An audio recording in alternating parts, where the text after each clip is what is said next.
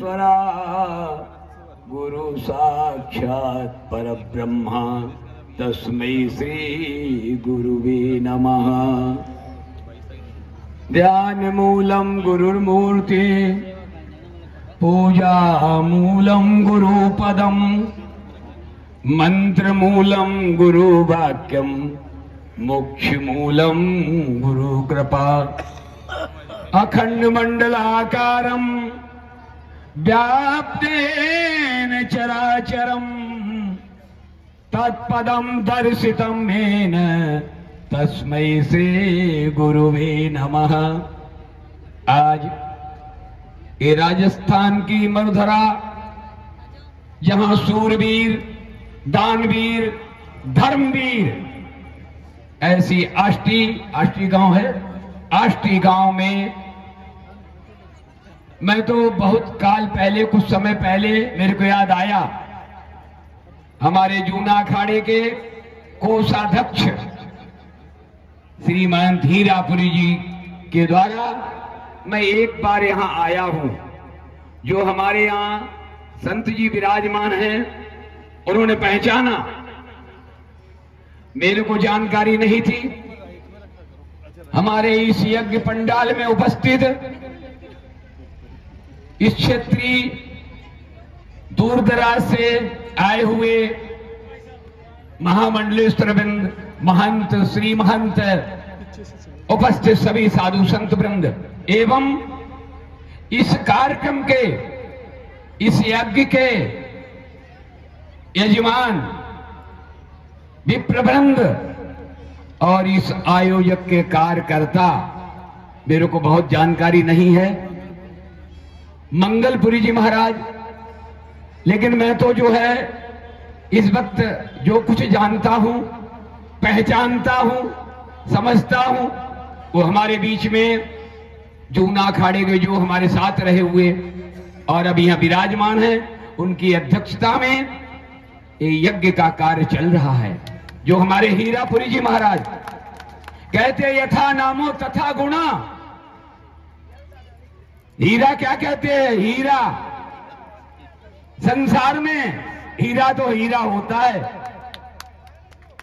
करो 100 टुकड़े हीरे के, करो 100 टुकड़े हीरे के तो कीमत कम नहीं होती।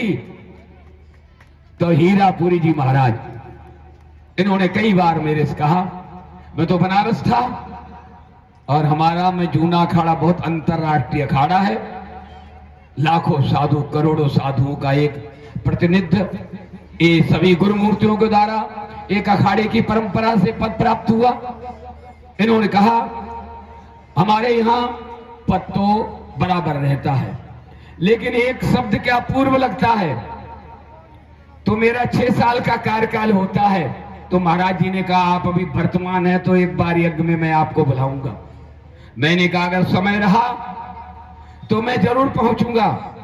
और मैं दूसरे दिन, एक यूपी में ब्रजघाट है, बनारस से चला 700 किलोमीटर, ब्रजघाट पहुंचा और ब्रजघाट से 400-500 किलोमीटर पहुंच के और आज ही यज्ञ स्थल में पहुंच चुका हूं। मैंने इस यज्ञ को देखा, मैंने कहा तो त्रेता युग आ गया, ये कलयुग का कार्य नहीं है। आप लोगों ने अगर रामायण पढ़ी है, रामचरित पढ़ा है, तो कलयुग में तो कुछ और ही बताया गया और यहां कुछ और हो रहा है। यहां जो हो रहा है वो कुछ और हो रहा है और कलयुग में कुछ और बताया गया। मैं थोड़ी सी चर्चा आपको बता दूं कि ये किस युग के कार्य हैं। जो आप लोगों ने तो युग को बदल दिया। इतने लोगों ने, हमारे यजमानों ने, ब्राह्मणों ने, पुरोहितों ने, संतों ने, महापुरुषों ने युग को ही बदल दिया। आज हम लोग बोलते हैं, आप लोग रोज संकल्प करते हैं तो कहते हैं अष्टाविंशे कल युगे प्रथम चरण है। ये तो कल युग चल रहा है और कार्य किस युग के हो रहे। देखिए, एक बार देवलोक में देवताओं की सभा जुड़ी और देवताओं में भगवान सबके मुख्य, उन्होंने सारे युगों को आमंत्रित किया और उनको बोला सब सतयुग, द्वापर, त्रेता, कलयुग सब इकट्ठे हो गए। भगवान बैठे और न्यायाधीश बन के बैठे। उन्होंने कहा मैं निर्णय लेने जा रहा हूं। पहले सतयुग को आमंत्रित किया, बोला बताइए मानव मात्र के लिए आपने कल्याण के लिए इनके कौन सा रास्ता चुना है? किससे पूछा? सतयुग से। हमारे धर्म 4 युग हैं, सतयुग, त्रेता, द्वापर और कलयुग। सतयुग ने कहा, क्या कहा?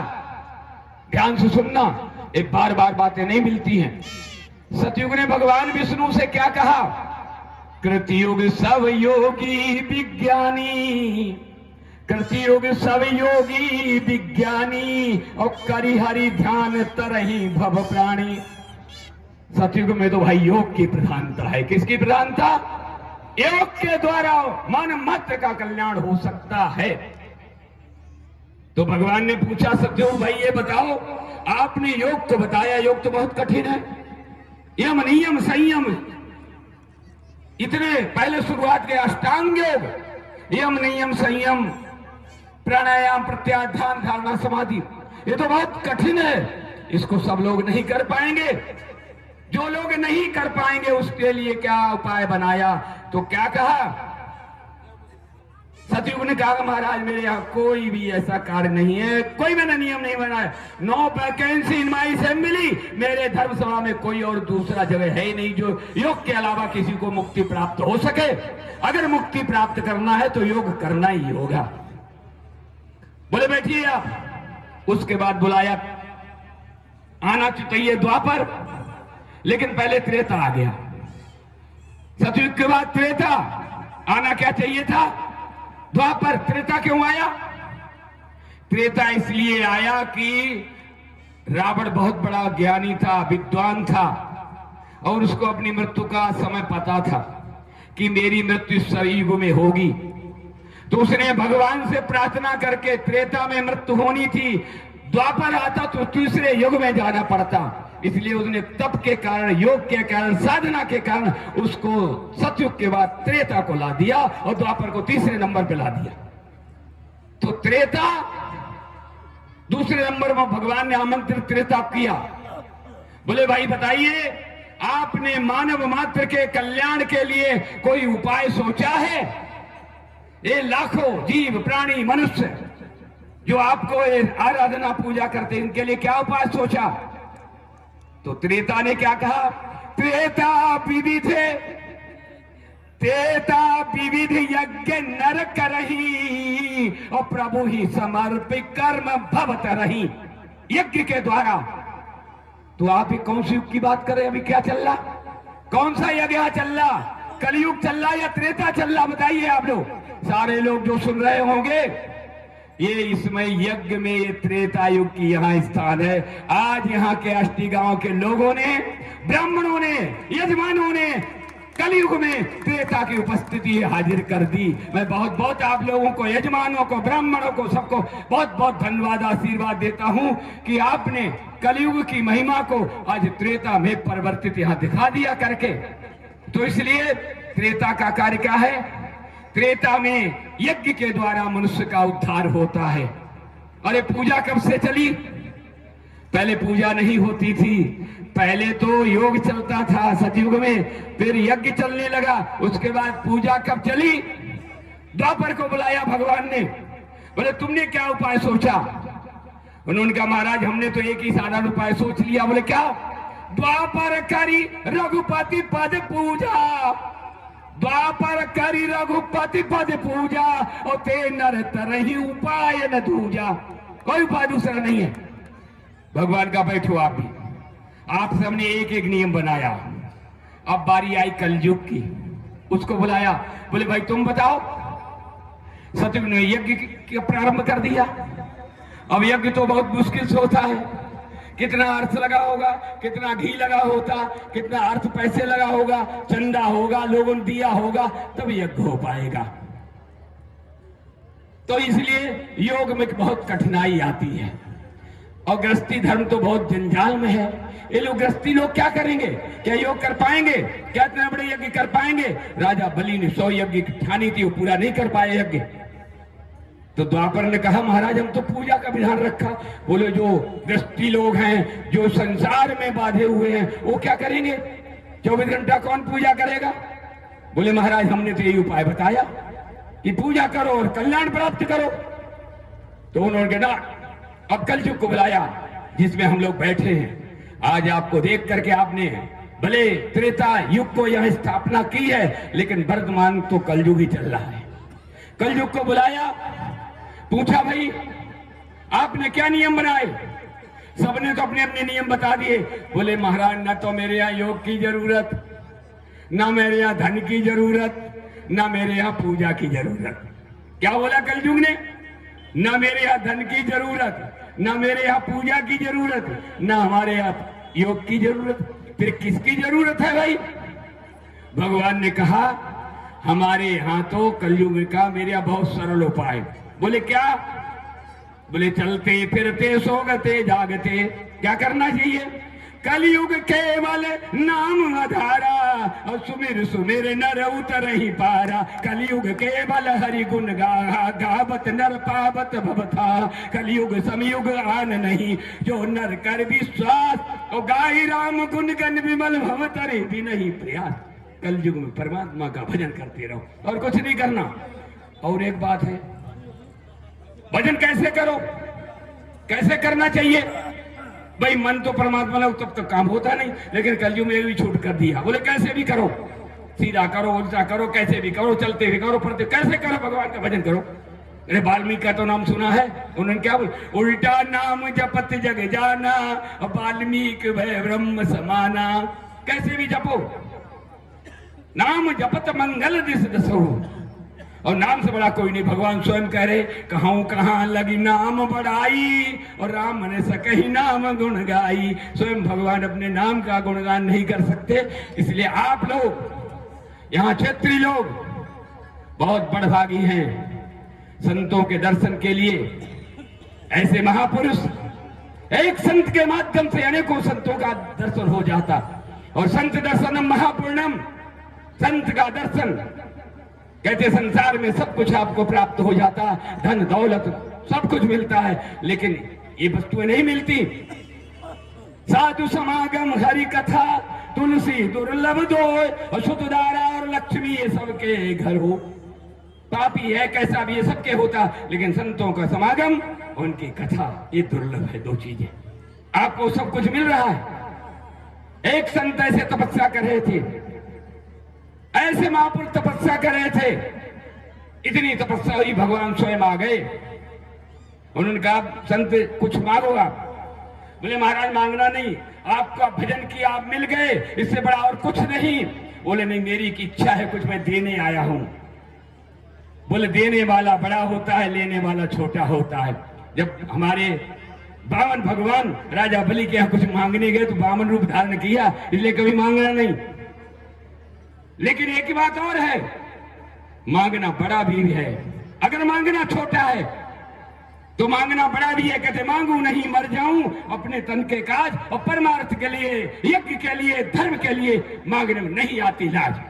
धर्म के लिए मांगो, यज्ञ के लिए मांगो, इसके लिए मांगना सबसे बड़ा होता है। तो बार बार कहने लगे महात्मा जी से कुछ मारा ले मांगो। उन्होंने कहा मैं कुछ नहीं मांगता, आपका दर्शन हो गया, मेरा सब कुछ प्राप्त हो गया। बोले मैं तो कुछ दे के जाऊंगा, कुछ लेना ही पड़ेगा आपको। तो बोले हमको क्या देना है? चाह मिटी चिंता मिटी। महात्मा जी क्या बोले? जैसे हीरापुरी जी महाराज बैठे, सबको त्याग, इतना बड़ा कारोबार कर रहे। चाह मिटी चिंता मिटी, मनुआ बेपरवाह, और जिसको कुछ नहीं चाहिए उससे बड़ा कौन शहंशाह। इनसे बड़ा कौन शहंशाह? जिसकी इच्छाएं हैं, कामनाएं हैं, लोभ है, लालच, काम क्रोध लोभ, ये शत्रु है इंसान के, मनुष्य के। इसलिए बार बार भगवान कहने से कुछ मांगा नहीं। जब बार बार भगवान ने कहा तो उन्हें एक शब्द मांग लिया। क्या कहा?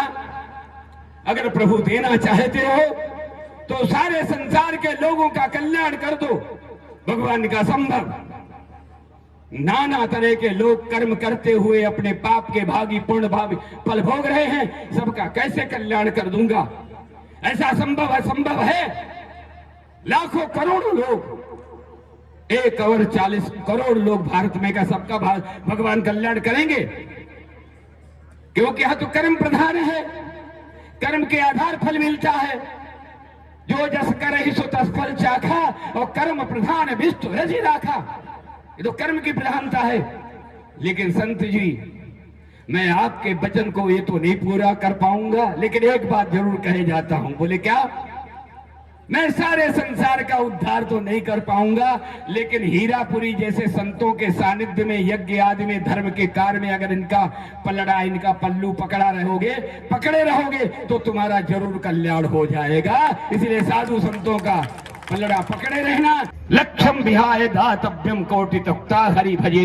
जीवन में सबसे पहले 100 कार्य छोड़ करके शतम विहाय शुद्ध भोजन करो, क्योंकि इसमें डीजल पेट्रोल पड़ेगा तब शरीर। क्योंकि अगर शरीर निरोगी हो गया, रोगी हो गया तो कोई कार्य नहीं होगा। इसलिए इसको पहले देखो। शतम 100 कार्य छोड़ करके शुद्ध भोजन करो।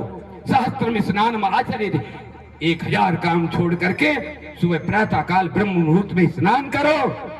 और तीसरा कार्य लक्ष्यम विहाय दातव्यम, 1,00,000 कार्य छोड़ करके अपनी सत की कमाई से कुछ धर्म में लगाओ।